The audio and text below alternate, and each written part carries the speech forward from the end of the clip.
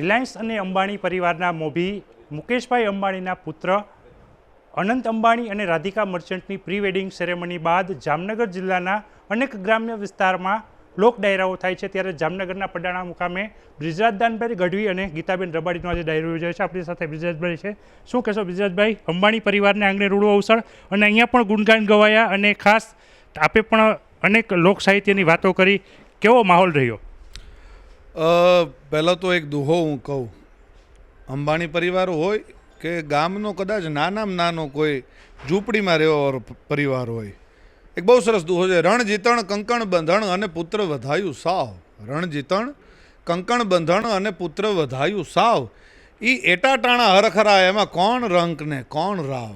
આ જે દીકરાના લગ્નનો પ્રસંગ છે એ કદાચ કોઈ રાંક માણા હોય તો એને એવડી ખુશી હોય, અને રિલાયન્સ પરિવાર જેવડો ખરબો રૂપિયા જે ધરાવે છે અને આપણા હિન્દુસ્તાનનું ગૌરવ જે ધરાવે, આપણે ગુજરાતી તરીકે ગૌરવ લઈ શકીએ કે એ જામનગરનું અને ગુજરાતની કંપની છે, તો ખૂબ ગૌરવની વાત છે। ખૂબ આનંદ કર્યો, ખૂબ મોજ કર્યો। હજી આવતીકાલે પણ અમે એમના જ ગામમાં ચોરવાડ ધીરુભાઈનું જે મૂળ ગામ છે, પોતે તો જામનગર પરણ્યા હતા અને એમ જામનગર, કારણ કે કોકિલાબેનનું લગભગ હું ન ભૂલતો હોય તો પિયર છે જામનગર, એટલે એ અહીંયા પોતે રિલાયન્સની અહીંયા આવડી મોટી રિફાઇનરી પોતે સ્થાપિત કરી।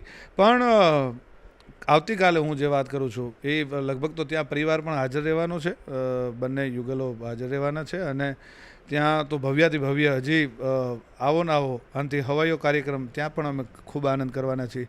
આજ ખૂબ આનંદ કર્યો, આજ આનંદ, આજ ઉછરંગ, આજ સલૂણો સ્નેહ, પડાણા પરિવાર, પડાણા ગામને અને અંબાણી પરિવારના આંગણે આજ કંચન વર્ષ્યા મેં ખૂબ આનંદ આવ્યો। કંચન વર્ષ્યા મેં જે પ્રકારે આપણે ડાયરામાં પણ ખૂબ આનંદની છોડો ઉડાવી, અંબાણી પરિવાર કે જે આપણે ડાયરામાં પણ કહ્યું કે અનંત અંબાણી કે જેનો પ્રાણી પ્રત્યેનો પ્રેમ, આપ એને કેવી રીતના મૂલવશો?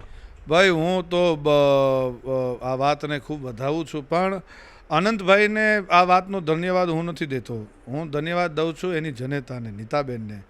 એને 9 મહિના સુધી અનંતભાઈને એના પેટમાં રાખીને જે સંસ્કારનું પાન કરાવ્યું છે એનો આ પ્રતાપ છે। આ એમનેમ ન થઈ શકે, નકર તમે ઘણા અબજોપતિઓને ખરબોપતિઓને ઓળખતા હશો ને, ઘણાને હું ઓળખું છું, એમ નથી થતું। આ તો જ્યાં સંસ્કાર પહેલેથી જ્યાં આવતા હોય ત્યાં જ સંસ્કાર, આ સંસ્કારને આવતા પણ પેઢીઓ લાગે, સંસ્કારને જતા પણ પેઢીઓ લાગે, એમ આ સંસ્કારવાળો પરિવાર છે। અને એ આપ જુઓ છો, ક્યારેક દ્વારકામાં હોય, ક્યારેક નાથદ્વારામાં હોય, ક્યારેક અંબાજીમાં હોય, આ દરેક જગ્યાએ ધાર્મિક સ્થળોએ હોય છે। અનંતભાઈની મને એક વાત ખૂબ ગમી હતી કે અમે વેકેશનમાં અમારે ક્યાંય જવું હોય તો અમે નથી USA ગયા, નથી કેનેડા ગયા, કે નથી ઓસ્ટ્રેલિયા ગયા, અમે કાયમ માટે અમે કોઈ એવું જંગલ પકડ્યું છે કે ત્યાં જંગલમાં જઈને અમે પ્રાણીઓની વચ્ચે રહ્યા છીએ, અને ખૂબ, એટલે આ બહુ મોટી વાત છે સાહેબ।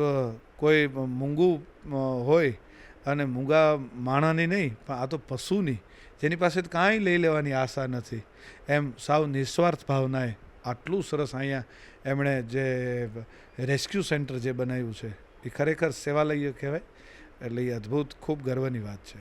ખાસ કરીને બ્રિજરાજભાઈ, આજની નવી પેઢી આપ પણ જુઓ છો ને અમે પણ જોઈ રહ્યા છીએ, જે પ્રકારે પોતાના માતા પિતા દાદા દાદીની વાત નથી માનતી। અનંત અંબાણી કે જે ગમે ત્યાં પોતાનું પ્રી વેડિંગ સેરેમની કરી શકતા હતા, પરંતુ જામનગર અને પોતાના પિતાની અને દાદાની કર્મભૂમિ જ પસંદ કરી, અને એ પણ દાદી અને માતાની વાત માનીને।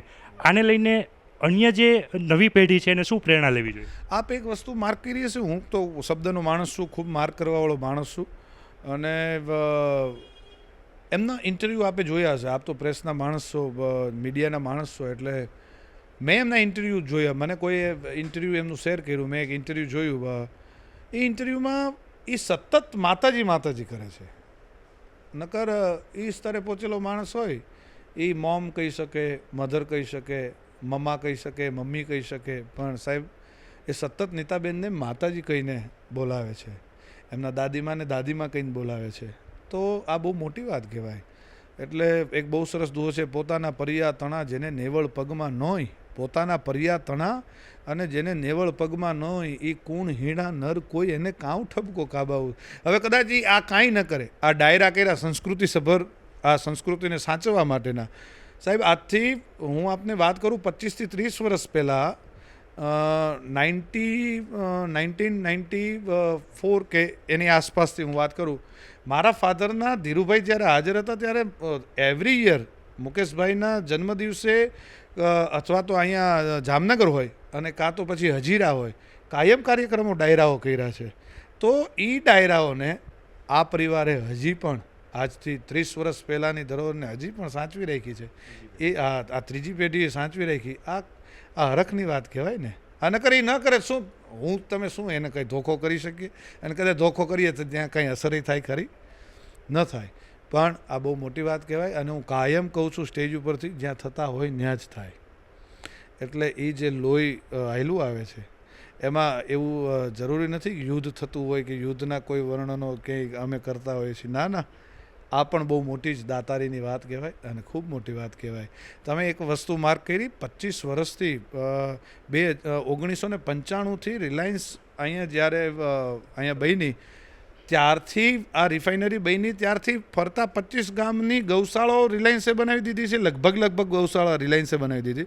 અને જે ગૌશાળાઓ છે એને જેવડી ગૌશાળા 1.5 લાખ આપે, 2 લાખ આપે, 2.5 લાખ આપે, 3 લાખ આપે, દર મહિને આપવા સાહેબ તમને જ્યારે બહુ પોરો ચડે ને ત્યારે આપી શકાય, કાયમ ન આપી શકાય. એ આમનામ 95થી લઈને અત્યાર સુધી 29 વર્ષથી સતત આપવું જેના તેના કામ નથી. સૌને ગમે સંસારમાં લાખ વાતી લેવું, પણ દુનિયામાં દેવું એ તો વહમું લાખ આવી છે. દેવું બહુ અઘરું છે. અને એમને હું આખા પરિવારને કરોડો હું ધન્યવાદ પાઠવું છું.